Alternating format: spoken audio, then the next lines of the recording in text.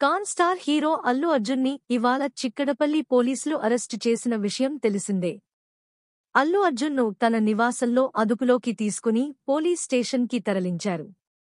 అనంతరం ఆయనకు గాంధీ ఆసుపత్రిలో సూపరింటెండెంట్ విభాగంలో వైద్య పరీక్షలు నిర్వహించారు. ఆ తరువాత నాంపల్లి క్రిమినల్ కోర్టులో హాజరుపరిచారు పోలీసులు.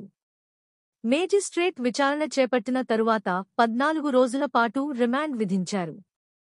దీంతో అల్లు అర్జున్ను చంచల్గూడ జైలుకు తరలించారు. ఈ నేపథ్యంలోనే క్వాష్ పిటిషన్పై విచారించిన హైకోర్టు మధ్యంతర బెయిల్ మంజూరు చేసింది. దీంతో బిగ్ రిలీఫ్ అనే చెప్పాలి. ఇవాళ మధ్యాహ్నం 12 గంటల నుంచి ఉత్కంఠ వాతావరణం నెలకొంది.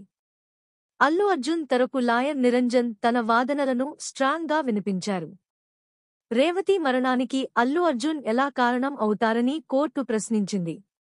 ఈ కేసులో పెట్టిన సెక్షన్లు అల్లు అర్జున్ వర్తించవని కోర్టు పేర్కొంది. ఈ వీడియో మీకు నచ్చినట్లయితే లైక్ చేసి సబ్స్క్రైబ్ చేసుకోండి.